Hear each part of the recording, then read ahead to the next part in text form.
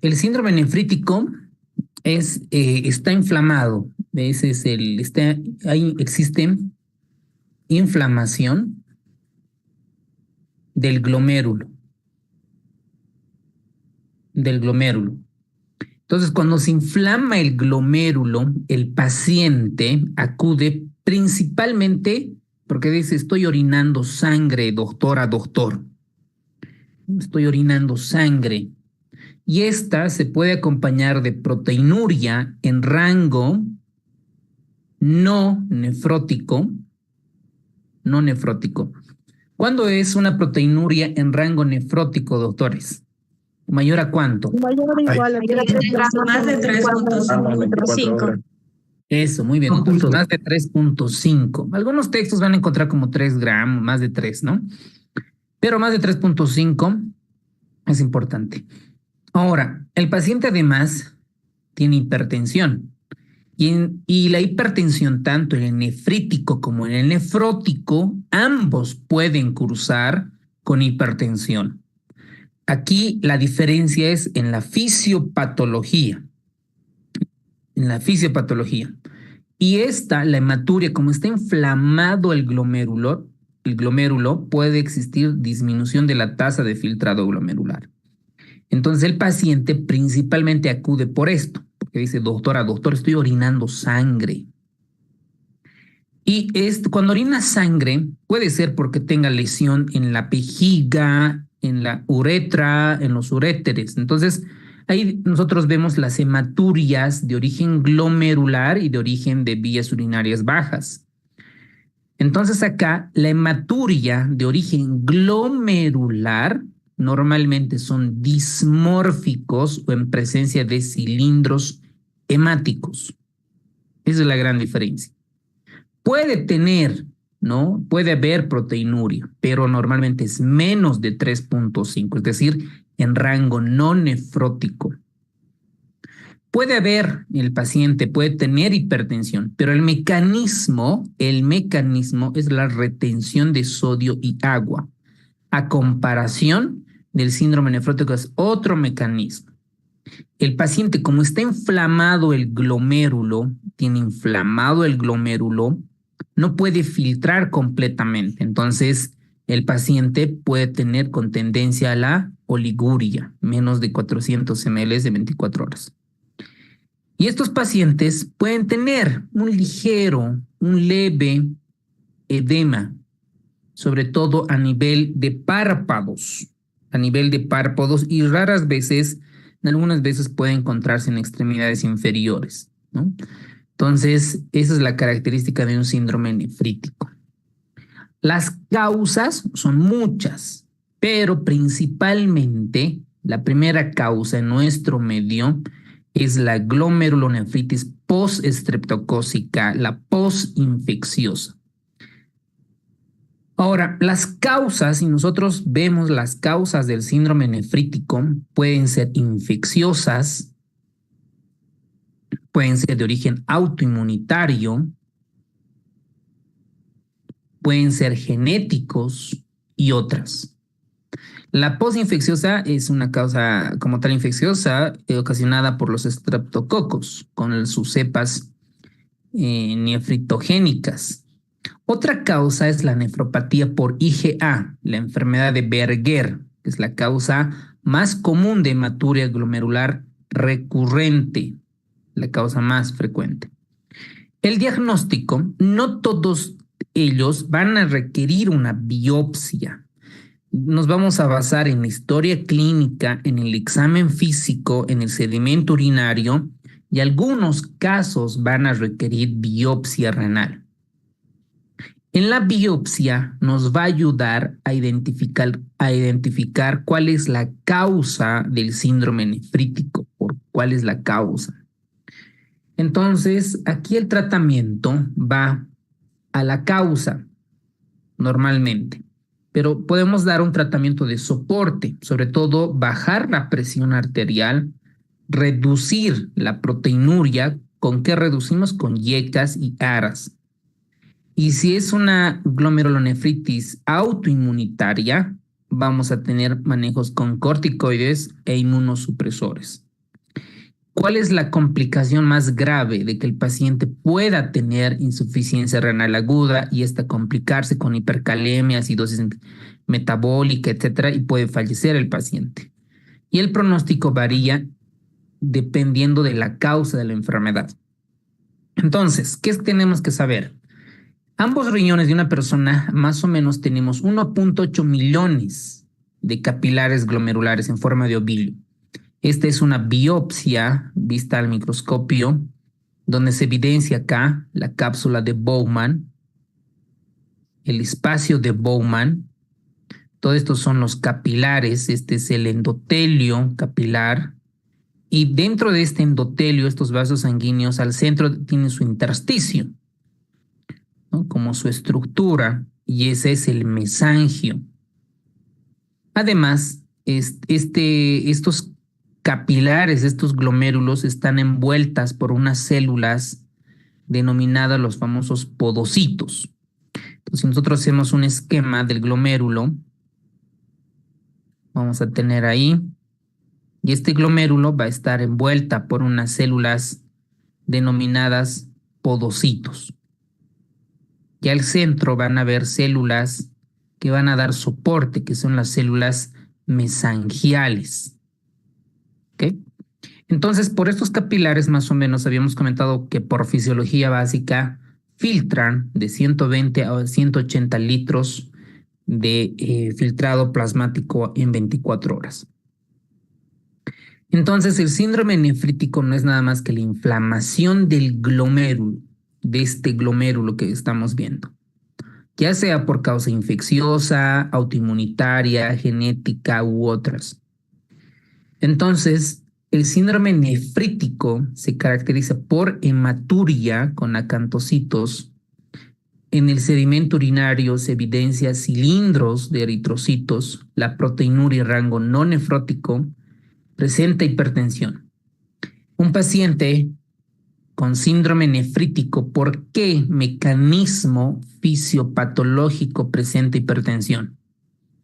¿Cuál es el mecanismo? Sistema renina-angiotensina. Retención de agua. Retención de sodio y agua. Indirectamente sí participa el sistema renina-angiotensina-aldosterona, pero principalmente es por la retención de sodio y agua. Y también lo mismo con el edema, ¿no? Lo mismo con el edema. Por eso acá usamos preferentemente diuréticos. Y los IECAS utilizamos para prevenir la eliminación de proteínas como antiproteinúrico. Presentan piuria estéril, oliguria y azoemia, y esto puede llevar a una lesión renal aguda. Ahora, habíamos comentado que dentro de las causas están primarias y secundarias. Dentro de las primarias pueden estar infecciosas y genéticas. Veamos la parte genética. Se han identificado mutaciones genéticas como por ejemplo de la podocina. Nosotros vemos acá el endotelio del glomérulo, y este endotelio del glomérulo está envuelta por una célula que son los podocitos. Estos podocitos tienen unas glucoproteínas que son las podocinas. Cuando mutan, estas proteínas van a generar los síndromes nefróticos congénitos. ¿Qué tenemos además? Otras glomerulopatías, como por ejemplo la glomerulosclerosis focal y segmentaria. Aquí se han identificado alteraciones en la APOL1, que son proteínas dentro del sistema glomerular, y sabemos que esto nos da el riesgo del 70% en personas de raza negra para nefropatía en etapa terminal, y también se han identificado deficiencia de la hidrolasa del ácido N-acetilneuramínico, que ocasiona la famosa nefrocialidosis. Luego tenemos otras alteraciones genéticas, por ejemplo, el factor H del sistema de complemento, que van a ocasionar las glomerulonefritis membranoproliferativas. Y luego alteraciones de las láminas A y C, o los receptores PPAR gamma, que pueden ocasionar las nefropatías por complemento 3. O clásicamente los que preguntan en los exámenes de la residencia a nivel de ciencias básicas es el síndrome de Alport y el síndrome de Fabry. El síndrome de Alport es mutaciones de la cadena alfa 3, alfa 4, alfa 5, específicamente el colágeno tipo 4. Hay una alteración de la membrana basal. La membrana basal principalmente está compuesta por el colágeno tipo 4 y por lo tanto genera el síndrome de Alport y además que tiene acusia y otros signos síntomas para este síndrome. Y en la enfermedad de Fabry es una deficiencia de galactosidasa alfa que ocasiona glomerulopatías y también con otros signos y síntomas que pueden llegar al paciente a tener mayor morbilidad y mortalidad.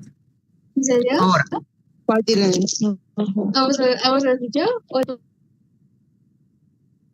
Ahora, las otras causas pueden ser hipertensión, ¿no? Nefropatía hipertensiva, nefropatía diabética, infecciones, como lo vamos a ver ahora, el estreptococo y algunos otros virus que pueden ocasionarnos glomerulopatías. Eso es con la parte de genética, la parte secundaria. Ahora vamos a la parte de la autoinmunidad. Nuestras mismas defensas pueden atacar a nuestros propios glomérulos. Esta puede ser de manera primaria o puede ser secundaria a algo. Y esto lo vamos a identificar, lo vamos a desarrollar cada uno. Y este es el esquema importante para ver dentro del glomérulo. Cuando se inflama el glomérulo, ustedes ven acá estos glomérulos, cuando se inflama, ya sea por un trastorno proinflamatorio secundario a una infección, o ya sea autoinmunitario, porque los complejos inmunitarios se depositan y hay una reacción proinflamatoria, se activan los oxidantes, se consumen los complementos y hay una clasificación de glomerulonefritis normocomplementémica e hipocomplementémica, debemos recordar las causas más frecuentes, se activan las proteasas y cuando se inflama el glomérulo hay una proliferación. ¿A qué se denomina proliferación? Cuando estos endotelios, la parte intraglomerular, proliferan sus células. Entonces esto se denomina la proliferación endocapilar o la proliferación extracapilar. Hay ciertas glomerulonefritis que tienen proliferación endocapilar y proliferación extracapilar. Pregunta para ustedes, ¿qué tipo de glomerulopatía principalmente presenta proliferación endocapilar? Postestreptocócica, doctor. Exacto. La glomerulopatía postestreptocócica dentro de su anatomía patológica presenta proliferación endocapilar. Posible pregunta de examen. Entonces, cuando hay un proceso de inflamación, hay depósitos, ¿no? de complejos inmunitarios o la autoinmunidad va con todo al glomérulo, lo que va a ocasionar es daño en el mesangio. Todo aquí, todo lo que ustedes ven de color lila, dañan los capilares y las membranas basales glomerulares, ¿no? Pues toda esta parte dañan y ocasionan la glomerulonefritis.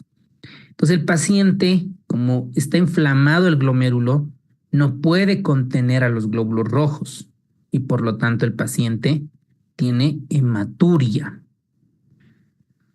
Aquí vemos un esquema en la parte del endotelio, ¿no? Del glomérulo, su membrana basal. La membrana basal está formado por colágeno tipo 4 y ustedes ven allí el síndrome. Y tenemos por encima las prolongaciones de los podocitos, ya sea primario o secundario. Estos depósitos de inmunocomplejos pueden ser depósito subendotelial, miren acá, subendotelial, o puede ser este depósito subepitelial. Entonces, ¿qué es subendotelial? Por debajo del endotelio o entre el endotelio y la membrana basal, y el subepitelial entre los podocitos y la membrana basal. Entonces, en el examen nos van a preguntar qué tipo de glomerulopatías se presentan con depósitos subendoteliales y subepiteliales. Ahora, cuando esta enfermedad no la diagnosticamos, no la tratamos, lo que va a pasar es que puede llegar a una fibrosis y una atrofia tubular, llegando a una lesión renal como tal. Y por lo tanto se pierden los glomérulos, pierden parte de las células intersticiales y el paciente llega a una fibrosis intersticial, es decir, se mueren las nefronas. Entonces el paciente viene con hematuria, viene con proteinuria y viene con piuria estéril. La hematuria puede ser microscópica y macroscópica. La microscópica se caracteriza semiológicamente porque tenemos de 3 a 5 glóbulos rojos por campo. Luego la nefropatía por IgA y la enfermedad de pranocítica puede verse, ¿no?, con hematurias intermitentes, por ejemplo. Entonces, cuando un paciente llega con hematuria y dice, doctor, estoy orinando sangre, le pedimos el sedimento urinario al laboratorio, lo que vamos a encontrar son cilindros eritrocíticos ahí, ¿no? Varios glóbulos rojos, cilindros eritrocíticos. Entonces, nosotros decimos, este paciente tiene glomerulonefritis. Hasta ahí todo bien. ¿Y cómo vamos a saber qué tiene, qué tipo? Vámonos a esto. La proteinuria puede clasificarse normal, microalbuminuria y proteinuria como tal. Vámonos a la albúmina en orina de 24 horas. Lo normal es de 8 a 10 miligramos en orina 24 horas. Microalbuminuria ya es de 30 a 300. Pregunta para ustedes. La microalbuminuria, ¿qué nos traduce? ¿Qué nos dice la microalbuminuria? Que está enfermo en los riñones. Ya, ok. ¿Y qué más? Riesgo cardiovascular, doctor. Exacto, exactamente. El hecho de que un paciente tenga microalbuminuria es que el paciente ya está con riesgo cardiovascular. Cuando tenemos proteinuria como tal, el paciente ya está enfermo del glomérulo. Por alguna razón está eliminando proteínas. Entonces, microalbuminuria de 30 a 300 y proteinuria más de 300. Y aquí podemos nosotros añadir una tabla. En proteinuria, rango no nefrótico menos de 3.5 y proteinuria en rango nefrótico más de 3.5. ¿Ok? Gramos en orina de 24 horas. Esa es la clasificación simple. Luego tenemos otros conceptos desde el punto de vista de nefro. Cuando es proteinuria sostenida, cuando hay más de 1 a 2 gramos de orina de 24 horas, nos traduce que está enfermo el glomérulo. Luego tenemos las proteinurias benignas. Las proteinurias benignas normalmente suele ser menos de 1 gramo en orina de 24 horas. Puede estar por fiebre, obesidad y otras. La proteinuria ortostática es cuando el paciente elimina proteínas cuando está en bipedestación.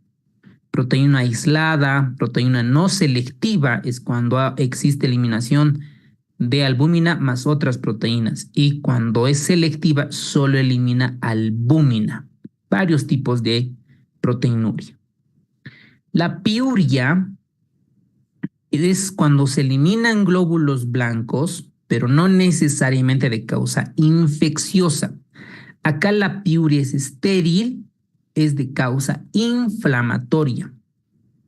Por ejemplo, vamos a tener en la glomerulonefritis postestreptocócica y en las membranoproliferativas. Bueno, muy bien. Hasta ahí todo claro. Sabemos qué compone el síndrome nefrítico, cuál es el motivo de consulta, por qué llegan los pacientes, y cuando se enferma el glomérulo puede tener diferentes manifestaciones. Por ejemplo, síndromes nefríticos agudos, síndromes pulmonares renales como el Goodpasture, síndromes nefróticos, síndromes antimembrana basal, síndromes vasculares glomerulares y síndromes por enfermedades infecciosas. Lo que vamos a ver ahora son estos dos, síndrome nefrítico agudo y el síndrome nefrótico. Y la mayoría de estas va a necesitar biopsia renal para ver la causa como tal.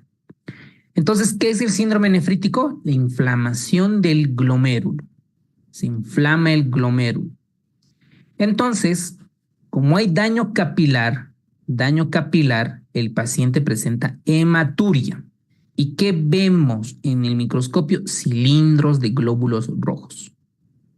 Además, se ha demostrado que existe pérdida de la carga aniónica. Miren, voy a dibujar acá las arteriolas, el glomérulo, la cápsula de Bowman y el túbulo contorneado proximal. ¿Ok? Entonces, acá en el plasma, en este plasma, nosotros tenemos proteínas, ¿no? Por ejemplo, tenemos la albúmina. La albúmina, ¿qué carga tiene? ¿Positiva o negativa? Positiva. Negativa. Negativa. Negativa, ¿ok? Negativa. La membrana basal que cubre, ¿qué carga tiene? Negativa. Eso, muy bien. Positiva. Y una carga negativa. Entonces son cargas negativas ambas, se repelen, no se pueden juntar. Por lo tanto, evitan, o sea, normalmente, ¿no? Fisiológicamente, evitamos la pérdida de las proteínas. Entonces, en el síndrome nefrítico, por la inflamación del glomérulo, se pierde esta carga aniónica negativo. Incluso si nosotros hacemos un pedazo de biopsia y dibujamos el endotelio, vamos a hacer una célula endotelial, otra célula endotelial, el espacio que existe entre esta célula y esta célula es mucho más amplia. Existe el aumento de diámetro del poro de la membrana basal y del endotelio.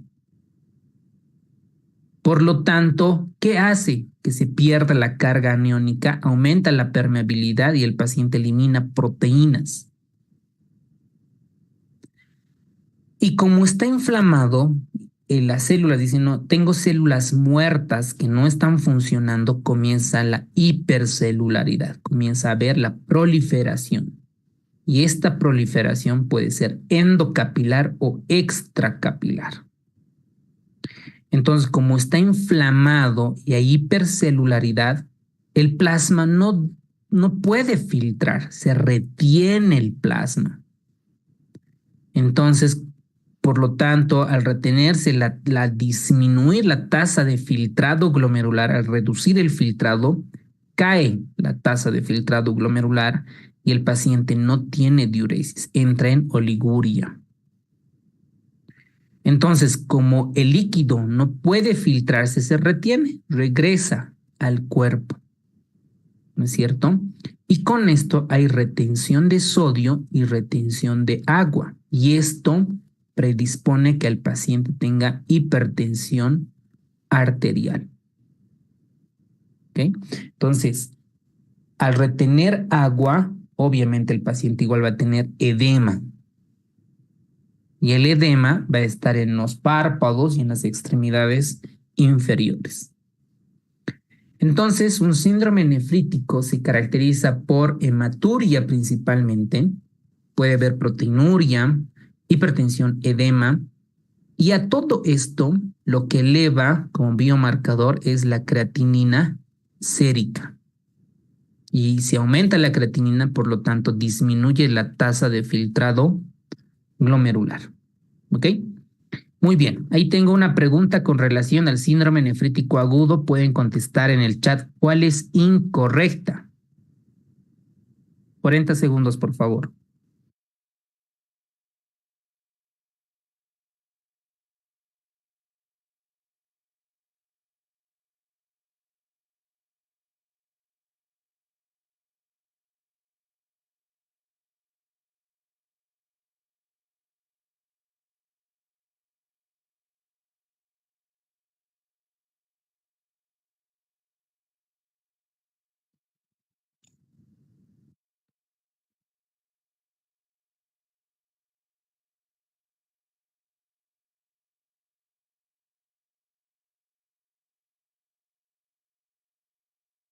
Es.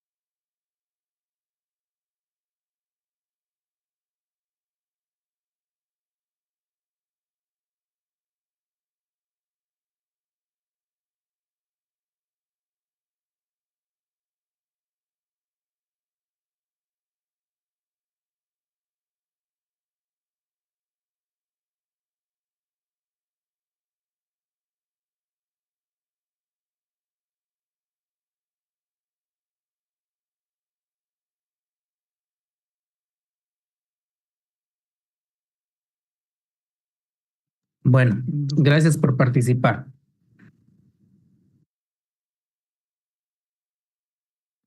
Bueno, vámonos ahora a, a una de las causas más frecuentes de glomerulonefritis postestreptocócica. La postestreptocócica es frecuente en los niños de 2 a 14 años, preferentemente los varones. Se da después de una infección de la piel o de la faringe, específicamente de los estreptococos tipo M, que estas son las cepas nefritógenas o nefritógenas. Y esta se presenta de 2 a 6 semanas después de la infección de la piel y de 1 a 3 semanas después de una faringitis. Entonces ustedes ven acá, tenemos el endotelio, el mesangio, y lo que vamos a encontrar son depósitos de inmunocomplejos en el mesangio y en la parte subendotelial, en ambos lados. Y como hay una proliferación endocapilar aguda, estas van a tener una característica importante junto con los mensajios en forma de jiba. Miren cómo están ahí las células en forma de jibas. Y si nosotros hacemos biopsia, lo que vamos a encontrar es hipercelularidad mesangial, proliferación de endotelios e infiltración de polimorfonucleares. Entonces, esto le da estos depósitos inmunitarios, tanto en la parte del endotelio o en la parte subendotelial y subepitelial, le da el aspecto en forma de jibas en histopatología. Y no es necesario, acá no es necesario, no está indicado la biopsia para ver si un paciente tiene glomerulonefritis postestreptocócica. Por lo tanto, vamos a diagnosticar si el paciente tuvo una infección reciente por estreptococo, vamos a pedir los laboratorios o una infección en la piel. Ahora tenemos varias cepas que pueden ser nefritógenas para las nefronas. En el impétigo está destacado el 47, 49, 55, 2, 60 y el 57. Y esto es pregunta de examen. Para la faringitis, el 1, 2 son los más frecuentes como cepas nefritógenas. Ahora, ¿qué es lo que pasa fisiopatológicamente? Lo que pasa es que por alguna razón nuestro anticuerpo, nuestro sistema inmunitario reacciona contra el antígeno del estreptococo. Y este mimetismo de estos anticuerpos van a ir a atacar al glomérulo. También se han identificado liberación de exotoxinas, pirógenas, estreptocócicas y también el receptor de plasmina de la nefritis que van a hacer que proliferen todo el endotelio endocapilar. Y por lo tanto el paciente, el niño, sobre todo pasa en la parte pediátrica, el paciente acude por hematuria, cilindros eritrocíticos, edema, hipertensión y puede llegar en algún momento a una glomerulonefritis rápidamente progresiva. Y el 50% de los pacientes tienen síntomas generales, ¿no? Cefalea, malestar, anorexia y otras. Y como hay proliferación endocapilar y se activa el sistema inmunológico, hay disminución del complemento, principalmente del complemento C3 y puede estar en ocasiones normal el complemento 4. ¿Cómo hacemos el diagnóstico? Solicitamos el famoso ASTO o ASO y los antideneasas y los anticuerpos contra la hialuronidasa. Con estos hacemos el diagnóstico. ¿Y qué vamos a hacer en cuanto al tratamiento? Vamos a controlar la hipertensión, sobre todo con diuréticos, antibióticos para las cepas, para los estreptococos, y la mayor parte no requiere una inmunodepresión, porque sabemos que nuestras propias defensas atacan a los propios glomérulos. Y su pronóstico es bueno.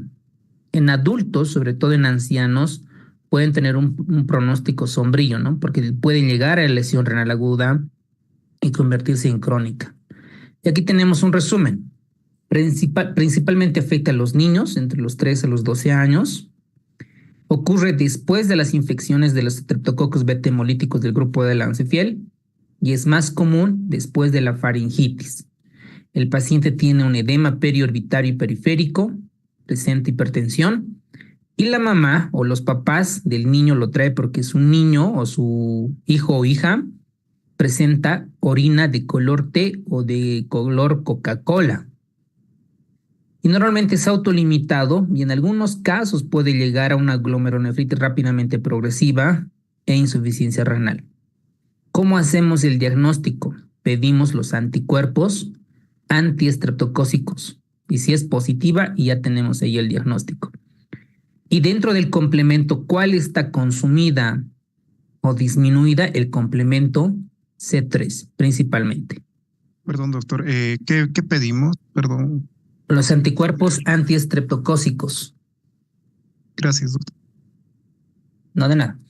Entonces, esto es un tipo de reacción de hipersensibilidad tipo 3. Los glomérulos son hipercelulares y si nosotros veamos el microscopio, tenemos depósitos de complejos inmunes. ¿En dónde? Subendotelial y subepitelial preferentemente. Y cuando es subepitelial le da una característica en forma de jiba. En algunos libros van a encontrar en forma de jorobas, pues son depósitos inmunocomplejos subepiteliales, no en forma de jorobas. En el libro de Harrison está en forma de jibas. Entonces, cuidado en el examen, ¿no? En un paciente que presenta anatomía patológica jibas es característica ¿de qué? De glomerulonefritis postestreptocócica. Entonces, los antimicrobianos, tanto para la faringitis o para el impétigo, no disminuyen la aparición de nefritis. Las nefritis se puede manifestar entre 1 a 3 semanas después de la faringitis. La biopsia que muestra hipercelularidad, tanto del mesangio como del endotelio. Si nosotros en la anatomía patológica presenta jibas, estas jibas están presentes a nivel subendotelial o submesangial o en el mesangio. Subepitelial. Subepitelial, ¿no? Miren aquí esta imagen, la que ustedes estaban viendo. Miren, estos depósitos, miren. Es subepitelial. Y miren acá los podocitos. Esta es la forma de jiba. En forma de jiba. Estos son los podocitos. Aquí está el subepitelio, ¿no? Un poquito más adelante está el endotelio. Entonces acá principalmente es subendotelial. Aunque también anatomía patológica describen también que puede ser subendotelial, pero es preferentemente subepitelial. Muy bien. Eso es con relación a la glomerulonefritis postestreptocócica. La endocarditis subaguda. Miren, subaguda. Estos pacientes, normalmente, ¿cuándo sospechamos endocarditis? Cuando el paciente tiene fiebre y tiene soplo. Decimos, probablemente este paciente tenga una endocarditis y le pedimos un ecocardiograma. Esto en la parte aguda. Los pacientes que evolucionan de manera subaguda por alguna causa tienen hemocultivos negativos. Y la mayor parte de estos suelen ser endocarditis del hemicardio derecho, de la válvula tricuspidia. Pasan de 10 a 14 días de la endocarditis y se forman inmunocomplejos. Pregunta para ustedes, ¿por qué está formado un inmunocomplejo?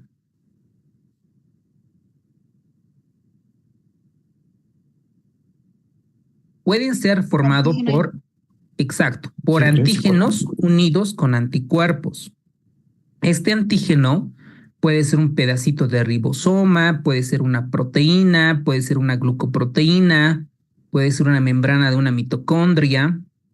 Cualquier sustancia proteica o no proteica puede funcionar o presentarse como un antígeno. Y esta se une a su anticuerpo. Y estos inmunocomplejos se generan en la endocarditis. Y estos inmunocomplejos se depositan en los riñones, en los glomérulos. Y como se depositan en los glomérulos, van a ocasionar microhemorragias subcapsulares. Y estas microhemorragias subcapsulares se denominan los famosos picaduras de pulgas desde el punto de vista macroscópico. Y si nosotros hacemos una biopsia, llevamos al microscopio, lo que vamos a encontrar son proliferaciones y necrosis en el mesangio. Miren, vamos a dibujarnos acá un glomérulo y dentro de este está el mesangio. Y este mesangio vamos a encontrar zonas con necrosis, depósitos de inmunocomplejos, tanto subendotelial y tanto subepitelial. Y es tan grave la proliferación que podemos ver las famosas semilunas. Y el paciente tiene hematuria, proteinuria y puede llegar a una glomerulonefritis rápidamente progresiva. Y el paciente obviamente tiene datos de respuesta inflamatoria sistémica e hipocomplementemia. Incluso pueden darnos con ANCAs positivos. ¿Cuál es el manejo? Tratar la endocarditis subaguda, dependiendo de los cultivos o el microorganismo detectado. Muy bien. La nefritis lúpica. Los pacientes que tienen lupus mueren principalmente por la parte del riñón. Ya esto lo van a ver en la parte de reumatología. La nefropatía lúpica preferentemente ataca a las mujeres. Y si son de raza negra, más aún los riñones. ¿Cómo se forma? Porque los depósitos inmunitarios, los complejos inmunes, se depositan en el glomérulo. Entonces todo el sistema inmunológico ataca al glomérulo. Porque dicen, necesitamos eliminar a estos complejos inmunitarios. Entonces el paciente tiene proteinuria, hematuria, hipertensión, etcétera. Y obviamente el diagnóstico lo vamos a ver cómo se realiza en lupus. Y esto también consumen complementos. Y acá es importante, posible pregunta de examen. Aquí sí o sí necesitamos biopsia renal. ¿Por qué? Porque la biopsia renal nos va a ayudar en qué grado está la nefritis lúpica, en qué grado está.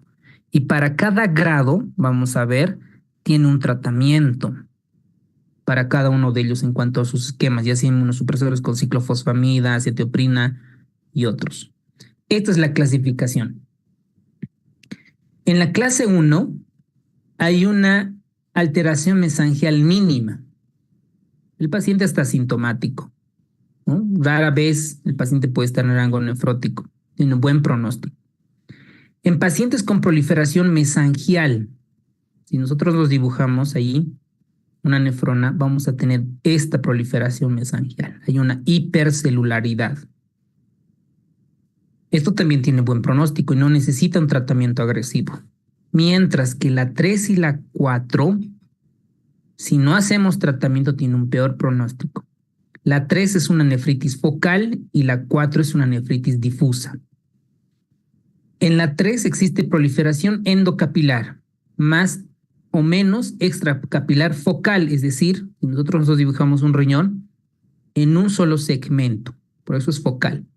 Cuando es difusa, en cualquier parte del riñón vamos a encontrar esta proliferación endocapilar con depósitos inmunitarios, ya sea subendoteliales y alteraciones mesangiales. Este paciente va a llegar hipertenso. Si nosotros le pedimos un sedimento urinario, vamos a encontrar cilindros eritrocitarios y proteinuria. Y acá, sí o sí, necesitamos manejo con corticoides e inmunosupresores, ya sea ciclofosfamida o el micofenolato de mofetilo. La 5 y la 6, estos pacientes van a llegar a terapia de reemplazo renal, si no hacemos manejo. La tipo 5 es la membranosa. Si nosotros vemos el glomérulo, toda la membrana basal está engrosada. No retiene nada de proteínas. Por lo tanto, existe proteinuria en rango nefrótico. ¿Cuánto es la proteinuria en rango nefrótico? Mayor a 3.2. Mayor a 3.5. Excelente. Mayor a 3.5 gramos en orina de 24 horas. Entonces, lo que acá necesitamos un tratamiento súper agresivo. Corticoide inmunosupresores. Y en algunos de ellos se va a complicar con trombosis. Vamos a ver en síndrome nefrótico que estos pacientes pueden presentar con dolor en fosa lumbar y tener una trombosis de la vena renal. La tipo 6, la esclerótica, es prácticamente que los inmunosupresores ni corticoides no sirven y por lo tanto el paciente necesita terapia de sustitución renal o trasplante renal. Entonces, por eso es importante la biopsia en lupus para ver qué clase está. Hay pacientes que directamente saltan a clase 4 o pacientes que están en clase 2 y no progresan o que están en clase 5. Entonces yo necesito ver cómo está ese riñón para ofrecerle qué tipo de tratamiento le voy a dar. Entonces este esquema, esta diapositiva resume la nefropatía lúpica. Otra glomerulonefritis es el anticuerpo contra la membrana basal glomerular. Si nosotros nos dibujamos el glomérulo, este glomérulo tiene su propia membrana basal, que lo voy a dibujar de color verde para que sea un poco esquemático. A esta membrana basal habíamos comentado que está formado por colágeno tipo 4. Y dentro de estas tiene sus cadenas alfa y otras. Por alguna razón, el sistema inmunológico, estos anticuerpos, destruyen la membrana basal. Este colágeno tipo 4 también está presente en los pulmones, dentro de los alveolos. Aquí nos dibujamos los alveolos y los alveolos también tienen su membrana dentro de los neumocitos. Y esta membrana está formada igual por colágeno tipo 4. Y los mismos anticuerpos destruyen esta membrana basal de los alveolos. Por esto este síndrome es síndrome riñón-pulmón o síndrome pulmón-riñón, que es el famoso síndrome de Goodpasture. Entonces, si el paciente, si está afectando el riñón, va a tener hematuria. Y si afecta el pulmón, el paciente, ¿qué va a tener? Hemoptisis. Eso, muy bien. Va a tener hemoptisis. Hemoptisis. Entonces, un paciente con hematuria y hemoptisis, ahí podemos sospechar síndrome riñón-pulmón. Una puede ser lupus, ya sea por hemorragia alveolar difusa y nefropatía lúpica, o síndrome de Goodpasture. Entonces, el síndrome de Goodpasture es hemorragia pulmonar y glomerulonefritis. El paciente viene, orina sangre y escupe sangre. Este anticuerpo daña el dominio alfa 3, NC1, específicamente al colágeno tipo 4. Preferentemente ataca a los varones alrededor de los 30 años. Hay otro pico entre los 60 y 70 años, puede atacar a mujeres y a varones. El paciente tiene hemoptisis, tiene hematuria.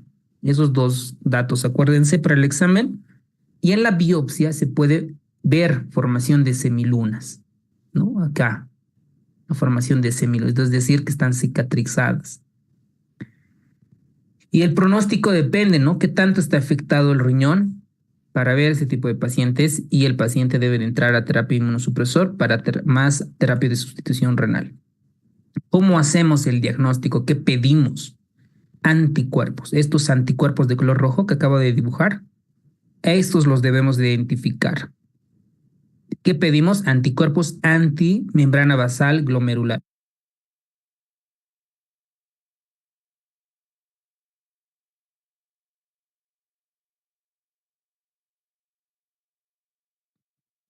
Ahora, estos anticuerpos también pueden ser como falsos positivos en síndromes paraneoplásicos, pero en los exámenes de la reci no lo han preguntado mucho. Muy bien. Otra causa es la nefropatía por IgA. Su nombre mismo lo indica, nefropatía por IgA. Se han demostrado que dentro del glomérulo hay depósitos en el mesangio, acá, de esta inmunoglobulina. En algunos textos les han denominado esta patología hematuria benigna. Es decir, el paciente varón realiza mucho ejercicio, entonces presenta hematuria. Entonces, por eso preferentemente ataca a los varones entre los 20 y 40 años. Lo que se ha demostrado es que hay anormalidades en la glucosilación, específicamente en la región de la bisagra de la inmunoglobulina A tipo 1. El paciente que tiene hematuria macroscópica recurrente, en algunos casos se han asociado a infecciones de tracto respiratorio superior, ¿no? El paciente presenta fiebre, tiene una infección respiratoria y a los varios días presenta orina sangre, ¿no? Y desaparece. En la biopsia habíamos comentado que existen depósitos de IgA. Y el tratamiento es sintomático. En algunos casos van a requerir antiproteinúricos como los IECAS, algunos van a requerir amigdalectomías, omega 3 corticoides, sobre todo cuando el paciente tiene glomerulonefritis rápidamente progresiva, ¿no? Cuando la creatinina se eleva, el paciente deja de orinar, etc. Y diagnósticos diferenciales, todo lo que tenga que ver con hematurias. Y aquí tenemos un esquema. Miren, dentro del mesangio hay depósitos de inmunoglobulina tipo A. Y si nosotros pedimos el laboratorio, también podemos encontrar aumento de inmunoglobulinas tipo A. Como resumen, es el tipo más frecuente o más común de glomerulonefritis idiopática. ¿Qué tipo de glomerulopatía o síndrome nefrítico es el más frecuente hasta ahora que hemos visto? ¿Cuál es el más frecuente hasta ahora? Estreptocócica. Exacto, la estreptocócica. Entonces el paciente tiene microhematuria asintomática, está asociado a infección de tracto respiratorio superior. Muy pocos de ellos van a terminar en enfermedad renal crónica. Existe aumento de la IgA sérica, está normal el complemento C3. En biopsia se puede encontrar depósitos de IgA, proliferación mesangial. Entonces, ese tipo vamos a encontrar, ¿no? A la inmunofluorescencia vamos a encontrar depósitos complejos de IgA en mesangio, al microscopio electrónico también depósitos de complejos inmunes en el mesangio. Ahora, dentro de las vasculitis, esto vamos a profundizar en reumatología. Este tipo de vasculitis, vamos a encontrar los ANCA positivos y los ANCA negativos. ¿Ok? Dentro de los ANCA positivos, vamos a tener al famoso vasculitis de Wegener. Y otra que han debido de escuchar, la vasculitis de Churge-Strauss. ¿No es cierto? Ambas vasculitis van a atacar pulmón. Ya en reuma vamos a ver cada uno de estos. También ambas atacan el riñón. La enfermedad de Wegener, la afectación es más pulmonar, por lo tanto el paciente tiene hemoptisis. En algunos casos puede causar una glomerulonefritis rápidamente progresiva pausinmune. Esta es una reacción de tipo de hipersensibilidad tipo 4. Acá tenemos ANCA positivos, ¿ok? ANCA positivos. Y la biopsia, vamos a tener una glomerulonefritis necrosante segmentaria. Mientras que en Churg-Strauss vamos a encontrar glomerulonefritis necrosante focal y segmentaria.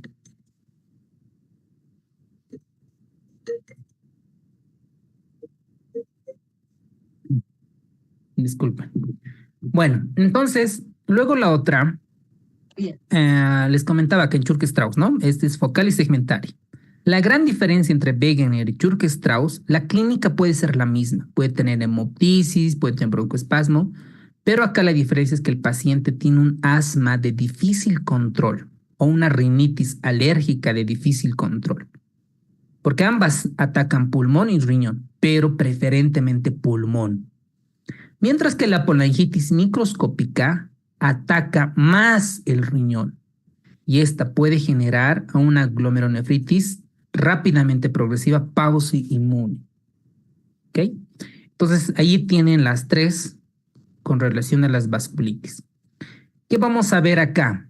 Las glomerulonefritis pausi-inmunitarias pueden presentarse en polangitis, en la granulomatosis con polangitis, es decir, Wegener, polangitis microscópica y el síndrome de Churg-Strauss ya comentados previamente. Luego tenemos la nefropatía de la membrana basal delgada. Es un trastorno hereditario. Esto no han preguntado en los exámenes, ¿no? Pero sabemos que es hereditario, que es microhematuria persistente, que anormalidades en el colágeno tipo 4, que en el microscopio electrónico se ha identificado adelgazamiento difuso de la membrana basal glomerular y otras. Este es el más importante para el examen, el síndrome de Alport. ¿Por qué? Porque es la forma más común de nefritis hereditaria. ¿Cuál es la causa más frecuente de síndrome nefrítico? La postestreptocócica, ¿no? La más frecuente. ¿Cuál es la más frecuente hereditaria? La hereditaria es el síndrome de Alport. Anótense en su resumen, síndrome de Alport. ¿Cuál es la causa más frecuente de hematuria recurrente, persistente, benigna? ¿Cuál es? ¿Qué tipo de nefropatía? Origen. Exacto. Origen. Exacto. A nivel global. Muy bien, entonces, ¿cuál es la causa más frecuente hereditaria? El síndrome de Alport. Esos vuélvanlo flashcard para comenzar a identificar para la pregunta para posibles preguntas de examen para la residencia. ¿Ok? Muy bien. Pregunta para ustedes. Una de estas es incorrecta con relación a la glomerulonefritis membrano proliferativa. Les dejo 40 segundos. Vean el libro de Harrison para que puedan contestar. Pueden contestar en el chat, por favor.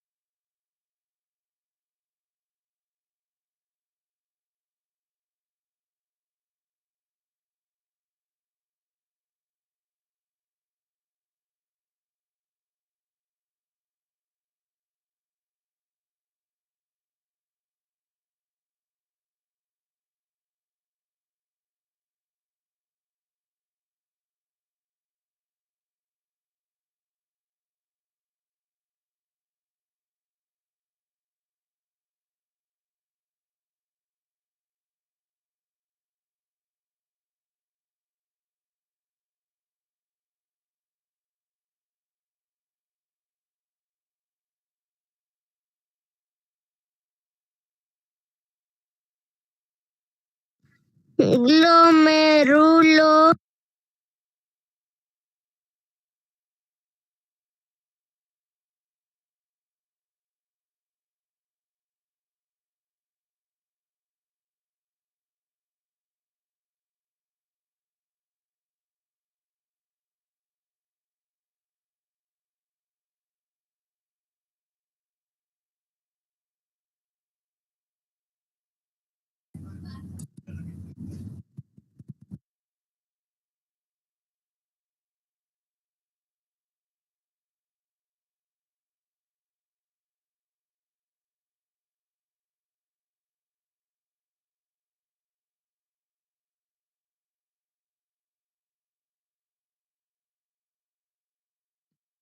Excelente, gracias por contestar.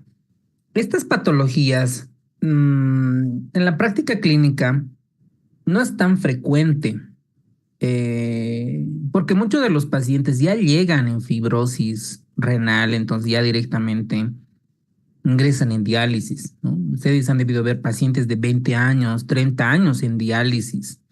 Entonces, muchas de estas no las podemos identificar porque ya llegan en etapa final.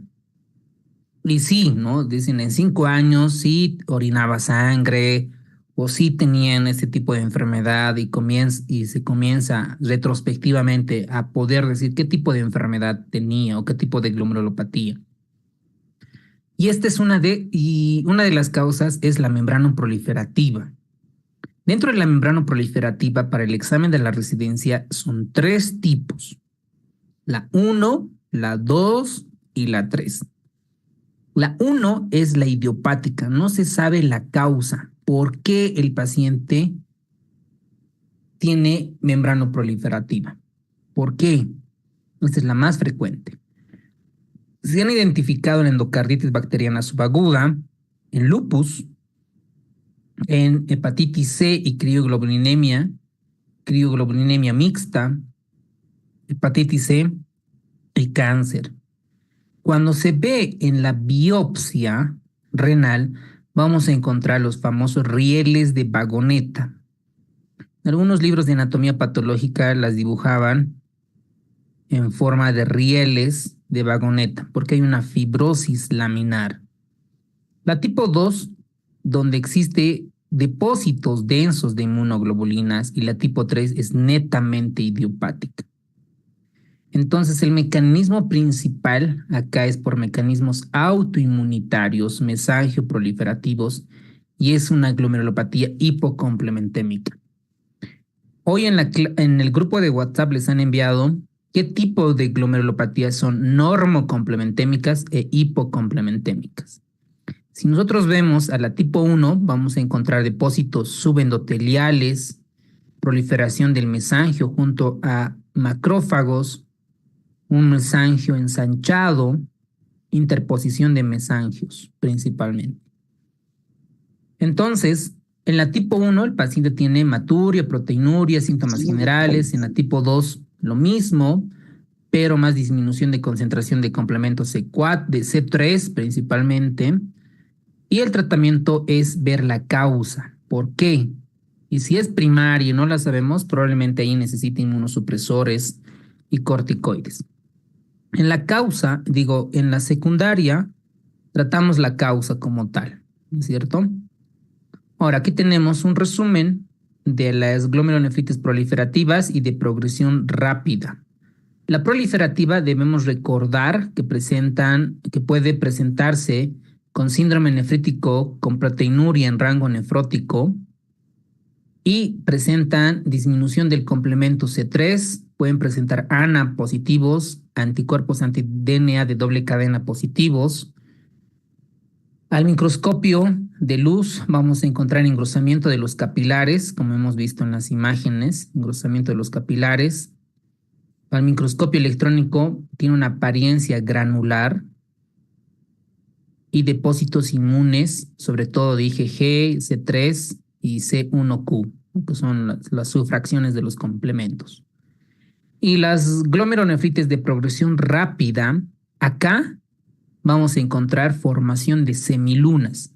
Cada vez que ustedes escuchen progresión rápida, es que en anatomía patológica hay o existe formación de semilunas. Y cuando es semilunas, el paciente pierde proteínas y estas se pueden manifestar como síndromes nefróticos o proteinurias importantes. Entonces, el 70% de los pacientes presentan hipocomplementemia. ¿Qué tipo de complemento disminuye? C1, C2, C3, C4. ¿Cuál disminuye? 3. C3, doctor. C3, doctor. C3. C3. La tipo 1 presenta rieles de vagoneta, la tipo 1.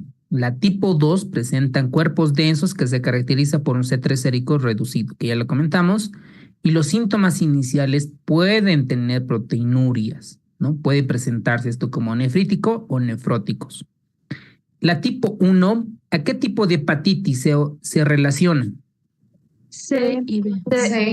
C, doctor. Eso. Virus de la hepatitis B y el virus de la hepatitis C. Preferentemente para Harrison, virus de la hepatitis C. ¿Ok? Aquí teníamos dónde está. Ah, no, en esta tablera, ¿no? La anterior tablera. A ver dónde estamos. Aquí está. No, ya se pasó, Harrison, el otro era. ¿no? La membrana proliferativa, la tipo 1, hepatitis C. ¿Ok? La hepatitis C para el libro de Harrison. Muy bien. Ya terminando, nefrítico. Las glomerulopatías mesangioproliferativas. Dice su nombre mismo, dice, ¿no? ¿Quién prolifera? El mesangio. Cuando prolifera el mesangio, lo más probable es que se pueda presentar con proteinuria, y esto lleva a la enfermedad renal crónica, o hematuria más el glomérulo y tiene una evolución benigna. Esta puede ser por IgA, puede ser por secundaria infección por Plasmodium falciparum, puede ser por posinfecciosa o la nefritis lúpica tipo 2. Menos del 15% presenta mesangio proliferativa de etiología primaria y muchos de ellos van a requerir IECAS como antiproteinúrico, corticoides y algunos inmunosupresores. Y aquí tenemos las características, ¿no? El libro de Harrison hace un resumen como clásicamente se presenta. Por ejemplo, las glomerulonefritis postestreptocócica es más hematuria, ¿no? Es más hematuria que proteinuria. A ver, veamos, por ejemplo, la endocarditis bacteriana, ¿no? Esta es una tendencia a la proteinuria que hematuria, ¿no? Esto es cualitativamente, no tanto cuantitativamente. Y como resumen, ¿cuáles son las glomerulonefritis con hipocomplementemia? La posinfecciosa, por definición, lupus, la crioglobulinemia mixta. ¿A qué tipo de hepatitis se asocia la crioglobulinemia? Hepatitis C. Hepatitis C. C, doctor. La hepatitis C, ¿no? Siempre el memotécnico aquí es crio, ¿no? ¿Con qué comienza? Con la C, virus de la hepatitis C. Y esta disminuye, ¿no? El complemento. Lo mismo pasa con las glomerulonefritis membranoproliferativas. Estas 4 son hipocomplementémicas. Las con complemento normal es nefropatía por IgA, las vasculitis ANCA asociadas. ¿Cuáles son las vasculitis ANCAs? 3. ¿Cuáles son? Wegner, Churg-Strauss y polangitis microscópica. Eso, muy bien, doctora. La granulomatosis con polangitis, que es Wegener. Churg-Strauss, que es la polangitis granulomatosa eosinofílica. Y la polangitis microscópica, ¿no? Clásica pregunta de nefro o reum. El Goodpasture, el síndrome de Alport, ¿no? Que ya habíamos comentado, son normocomplementémicas. Muy bien, doctores. Hemos terminado acá